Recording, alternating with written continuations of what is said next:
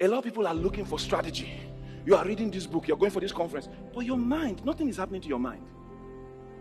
If your mind is not renewed, it doesn't matter. It does not.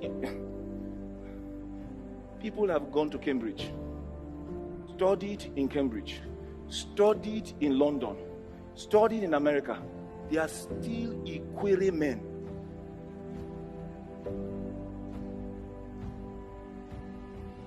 The man is still very much Urobo. He's back from there. You are wondering, why do you marry three wives? I say, what is it? A man can have as many as he wants. He went to Cambridge.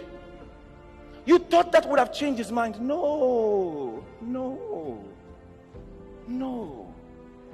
It is the word that can renew your mind. Your mind is like sunglasses. Sunglasses. If you have a blue tint sunglasses, as soon as you put it, everything you see is bluish. All right, so this has a blue tint.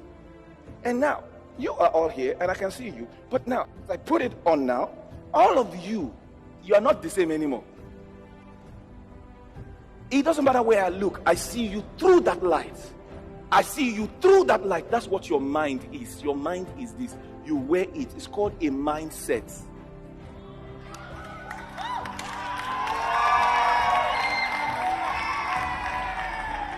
So God can be wanting to give something to you, but your mindset is blocking it. Your mindset is blocking it. Some people have poverty mindsets.